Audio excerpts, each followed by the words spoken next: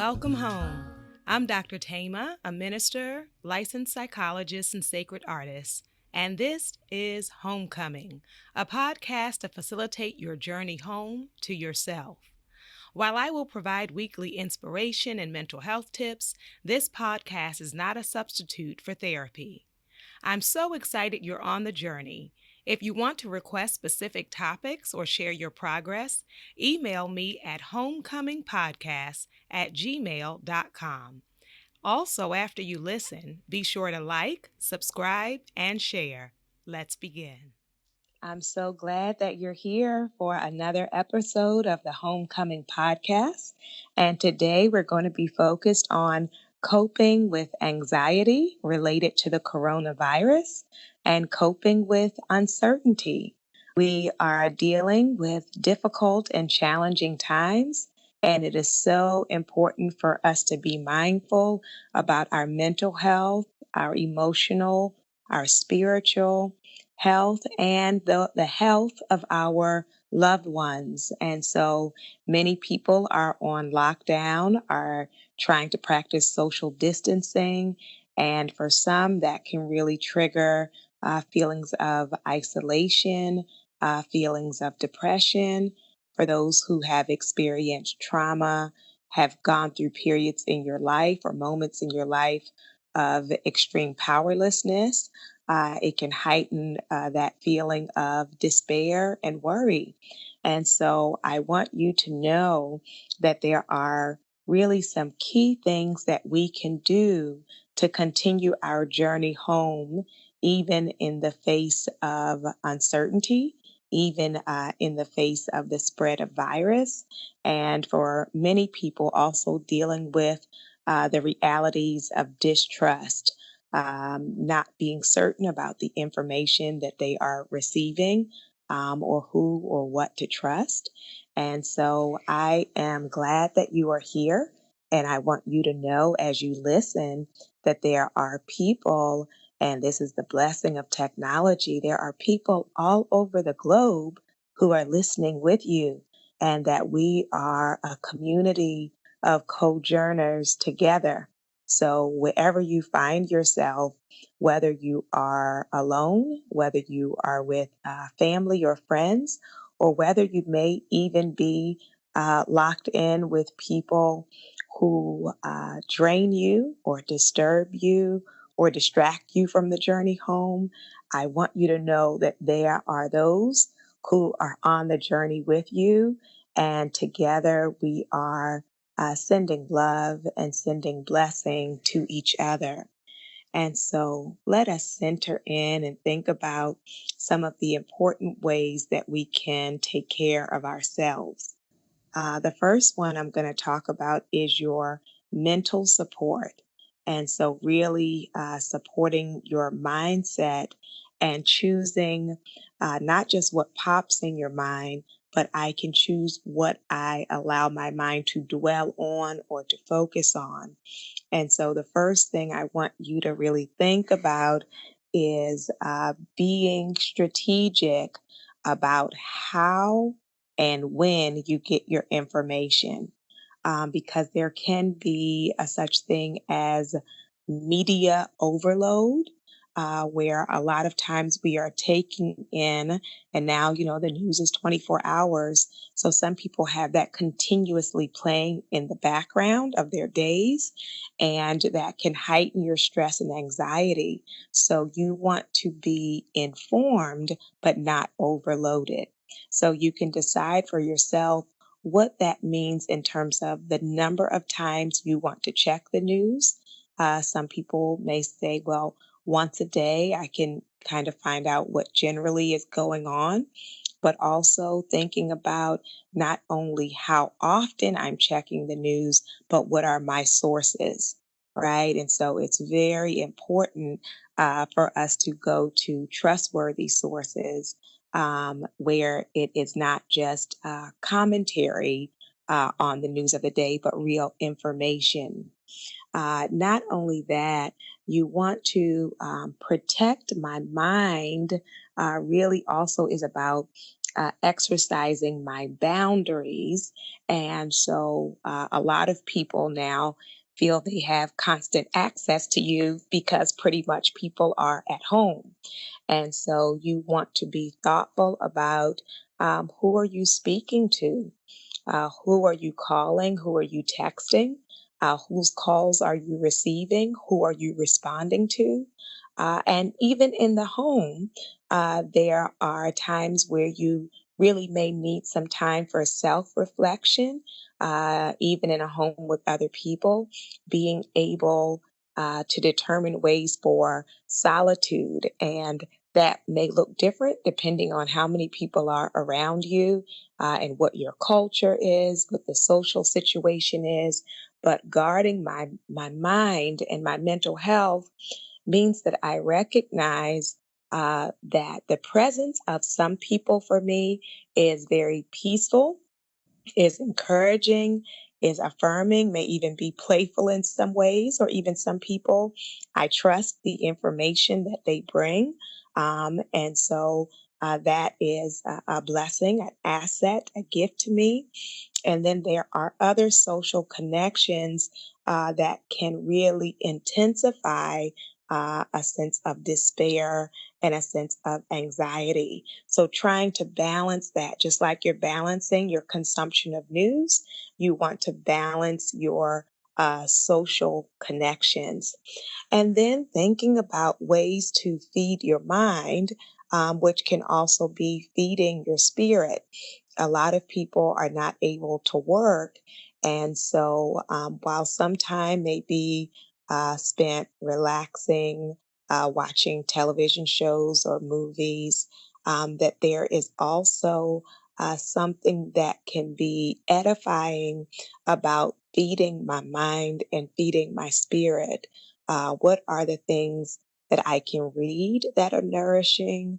What are the things that I can watch that are nourishing? And that may be that they're serious documentaries, but it could also be comedy if I am feeding myself joy, if I'm cultivating joy. So being mindful about not only news and social relationships, but even what I am using for entertainment or to edify me, what I am focusing my mind and my energy on, because those things can shift me, right? What you read can shift you. What you watch can shift you. What you listen to can shift you, which is why I am honored and excited that you are listening with us to this podcast. And so, looking at other ways to support your mental health. And as we think about supporting our mental health, there are a number of videos online that are also helpful in terms of guided meditations. There are a number of apps, whether you think about Calm is one, CALM. Another one is Stop, Breathe, and Think. And the gift of that one is they give you a little questionnaire first to see how you're feeling and what's on your mind. And then based on how you're feeling, they will recommend a particular guided meditation. For those who prefer a faith-based meditation or Christian meditation, Abide, ABIDE, is a free app with Christian meditations. And those who are people of color who come from marginalized communities, there is an app called Liberate. And Liberate is a mindfulness, a meditation app that is particularly focused on communities of color.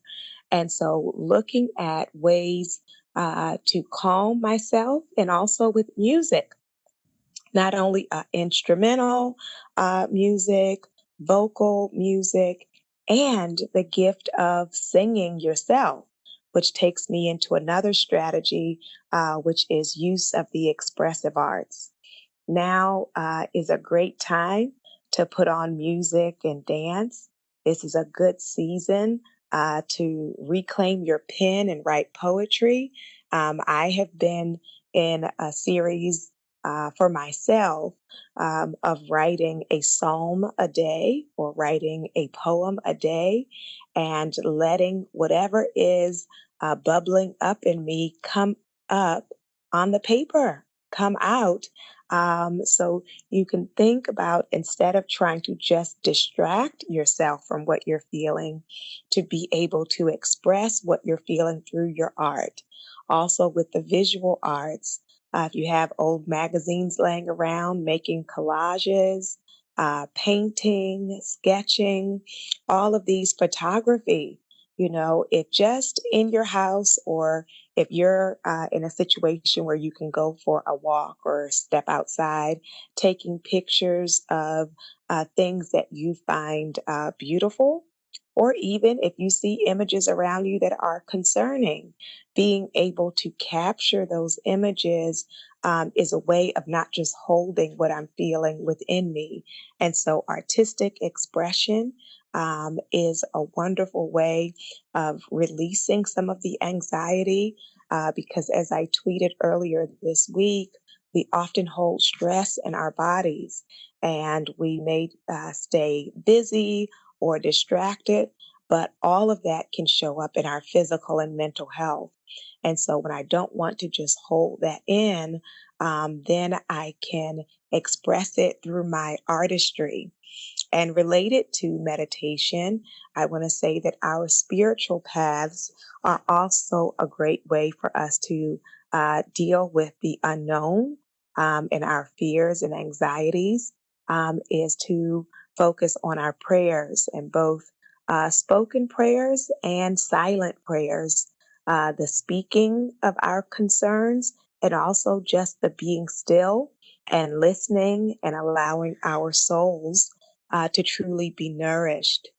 As we are taking care of ourselves during this time and journeying home to ourselves, I want to encourage you to think also about your physical health, and that can include getting rest. I know some people have been joking that they're taking many naps a day, but some of us are still staying up late and waking up early.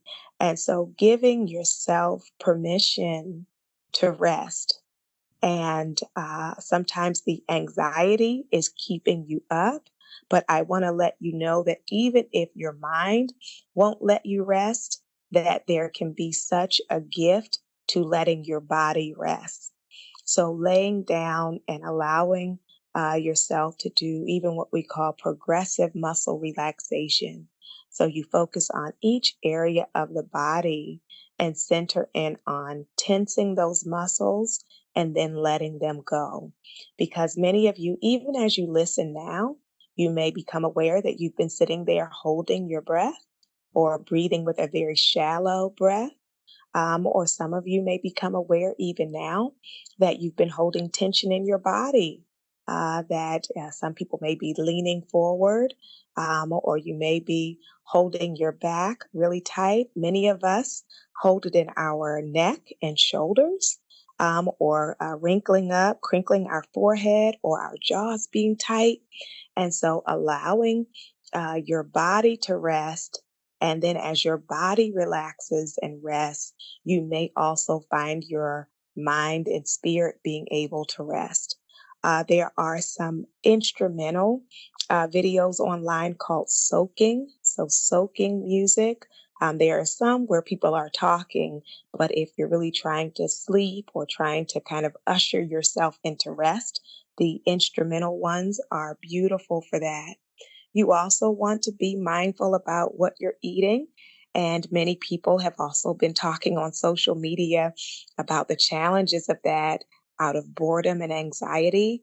A lot of people find themselves snacking throughout the day, just looking for something to do or a way to calm yourself. And so, being aware of that, not in a judgmental way or a harsh way, but to really attend to, am I actually hungry, right? Am I really hungry, or is it that I'm bored? And then, what are the ways I can deal with my boredom?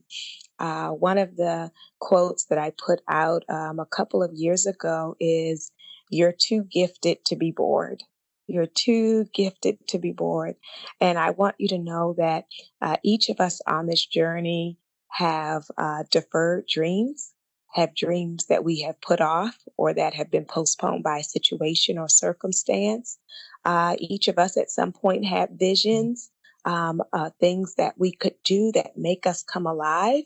And so I would encourage you to think during this time when you're feeling bored, what are your gifts? What are your visions? What are your dreams? And are there ways that you can give yourself permission during this time to cultivate those? Not in the sense of empty busyness, because some people have talked about from the perspective of decolonized psychology. That, kind of a capitalistic culture keeps us busy and running in circles. So I'm not talking about empty busyness, but I am talking about centering in on purpose, on creativity, on gift, on things that actually feed me, that as I'm doing them, I feel more alive. They are the things that I am passionate about.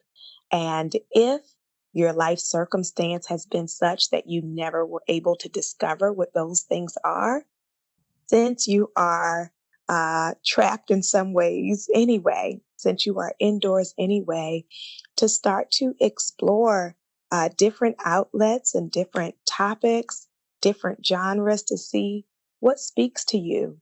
And often it is not that we are unaware, but that we have forgotten or become distracted by the busyness of life. And so now that things have really slowed down by force, to see within us not just what fears come up, but what dreams come up. Not just what fears come up, but what passions, uh, what are the gifts that you have that perhaps have been dormant because you have been so busy trying to take care of others or so busy with your job, that there are aspects of ourselves we lost sight of. And in this season of forced stillness, how can I begin to cultivate and turn into those areas of my life? So you want to rest. You want to be mindful of what you're eating. You want to connect to doing the things that you love, that excite you and fulfill you. And then you also want some movement in your body. And so, again, if we're feeling stuck and closed off, often the trauma and stress are contained. And so that movement for those who can, again, go, if it's safe to go outside, to go for a walk, just getting in the air and still operating with the social distancing, but going for a walk, or if you need to stay indoors, stretching, dancing. Some people will do aerobics. If you have weights in your house, or anything can be a weight, you can lift books. But getting active within your physical body. And then, really, the importance of community, what I was starting to allude to earlier. I was dealing with boundaries of who of us taking time for ourselves, but also it can be such a gift and a blessing to connect with others. And now with technology, we can still do that. So whether that is by calls or by text, whether it's through social media, and there are communities that are online as well. And so looking for ways to stay connected, to be able to remind ourselves that we are in it together and that we are not alone. And so, as we center in on those realities, I want you to know that it is true that some of us can get especially triggered during these times. Some people call triggers awakenings or reminders of other times in your life where you felt fearful or powerless or hopeless. And so, when you find that happening, whether that shows up in a sense of despair or tearfulness or a panic attack. I want to first invite you to show compassion for yourselves and for us to come out of comparison. Because sometimes we'll say, oh, well, this person is so strong, or I want to be like that person. And for us to recognize the gift and blessing of being ourselves, that some people are disconnected from from their emotions. And so sometimes we idealize that, but I want you to know those of us who feel things deeply, who may have been called sensitive, that there is a gift in that as well, because a part of coming home is reconnecting to who you are. And so, what you are feeling and what you are thinking are important sources of information about where you are really, instead of just that answer of I'm fine or I'm good. And so when you feel yourself, though, becoming overwhelmed or tense, we can look at turning our attention to our breath and centering in on taking deep, full breaths. We can also think about what in psychology we call a grounding object. So, what is an object that you have that has a good memory for you, that may connect you to someone who is special to you. So it may be a gift that you received from a parent or a loved one or a friend. It could be now a lot of people have the rocks that have words written on them. It could be a candle. It could be a prayer cloth, a prayer shawl. So, whatever it is, for some of you, it may be flowers.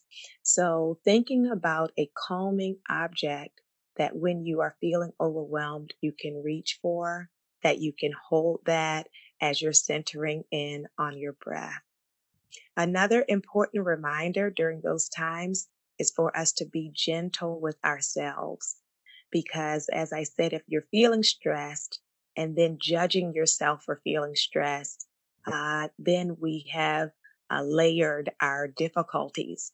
So instead, when I feel that anxiety or that worry coming up about like what is going to happen, to give myself grace that I am not making a mountain out of a molehill, right? Like this is a real issue. It is serious, and a lot of it we don't know.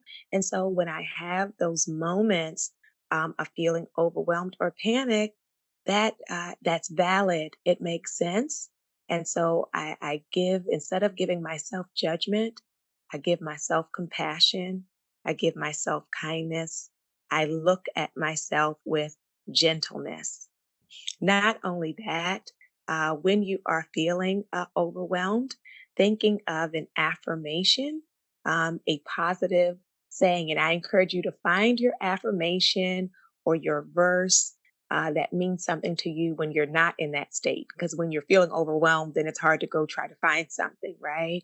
So it may be a line out of a poem, it may be a line out of a song. It may be a scripture verse. It may be an affirmation you write yourself, but that something that you can speak to yourself, especially in those moments of distress. And it's important that your affirmation is something that you believe. And so, because if I'm repeating something that I don't believe, it's going to make me more stressed, right? So it doesn't have to be something that is perfect or like that ignores the reality of things, but something that speaks life to me, even in the midst of the challenges. So, as we are thinking about taking care of ourselves during these challenging times, I invite you to also think about flexibility. Many of us, especially those who are trauma survivors, can be controlling or try to control things. And so when we are dealing with the unknown, it can intensify our anxiety because we had plans, right? You had plans about what 2020 was going to look like. You had plans about what this year what's going to look like for you professionally or for your family life or financially. And when those plans get disrupted, and for a time period we are uncertain about, that can be really overwhelming. And so instead of me rigidly clinging to the plan, when that is no longer an option, then it is important for me to embrace flexibility. One of the quotes I wrote, I think a few years ago, was, "Blessed is she who is flexible, for she will not be stressed out." Blessed is she or he who is flexible, because they will not be stressed out. And so we can give ourselves permission to grieve the plans that are not coming into fruition. We can give ourselves permission to feel the sadness about that, and also to start practicing flexibility in terms of just entertaining, uh, envisioning myself with a different timetable, right? So if I thought I was going to have this amount of money saved by this time, and like clearly that's not going to happen, okay, I can grieve that and then start to visualize myself starting over, right? Starting again. If I had in my mind that I was going to finish these credits or units for those who are in school, and now things have gotten mixed up with the school, or there are these uncertainties and delays, to just start to visualize, what if it doesn't happen until next year or next semester? And instead of just being in a place of panic about that, to just see myself doing those things in the future, even though I was hoping it would be in the present. And also, I would say, along with flexibility, looking for the opportunity in it. So, what does this give me the opportunity for?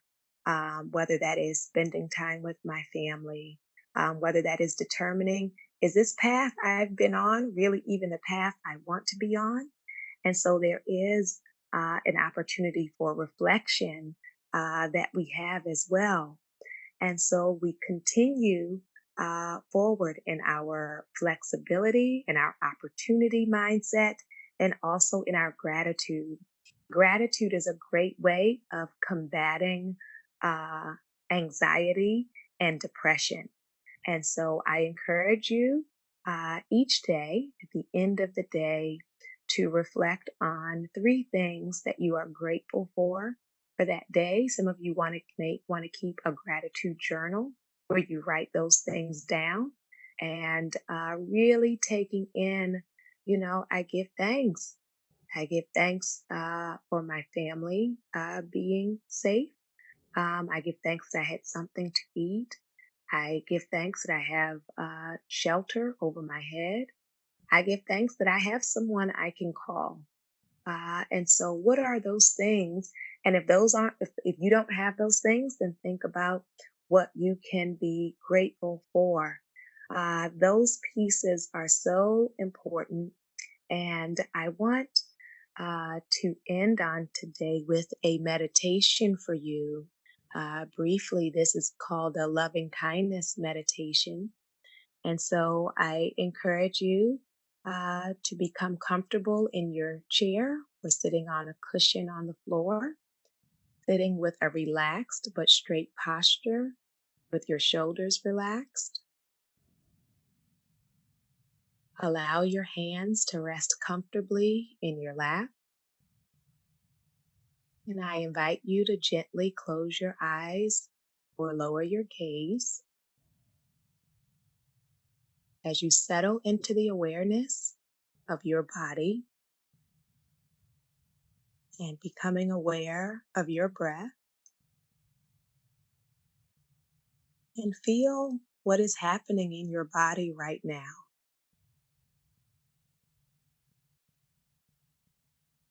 Noticing where you are within your body, what you are carrying in your body, being open to whatever you're experiencing in the body in this moment. And as you are aware of your body, connecting to your breath, noticing the wave-like movements of your belly, your rib cage, and your chest as you allow the breath to come in and out. And from this place, we begin to open ourselves to loving kindness, opening our hearts to compassion for ourselves and for others.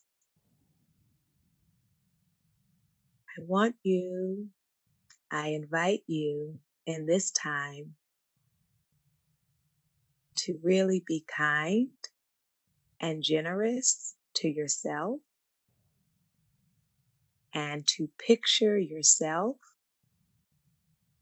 covered in goodness. To just picture goodness around you from the top of your head, going all the way down to the soles of your feet. And that goodness that is around you, I invite you to experience it as love. That you choose in this moment to surround yourself with love, or to become aware of the love that already exists around you. And that goodness and that love is not limited by who you have in your life. It is much larger than that. So this is not an issue of whether you are partnered or single. It is not an issue about if you have family or friends, but it is the limitless, infinite love that does exist and that we can choose to take in to ourselves. So as you get an image of yourself in your mind, I invite you to wish yourself well by extending words and thoughts of loving kindness to yourself. So in your mind, if it feels right for you, you can repeat these words in your mind. May I be filled with loving kindness. May I be held in loving kindness. May I feel connected and calm. May I accept myself just as I am. May I be happy. May I know the joy of being alive. May I know peace.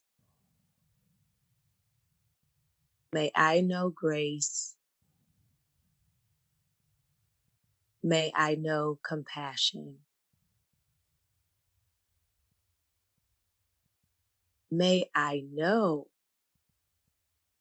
that there is love around me and in me. May I be filled with love and kindness. May I be filled with love and kindness. And now bringing this moment to a close, we come back to the reality of our bodies sitting where they are and our breath flowing as it is. That in the midst of all that is happening around us, in the world, in the country, in our city, in our homes, that we receive loving kindness for ourselves. Cleansing breath. I invite your soul to tell your heart, mind, body, and spirit, welcome home.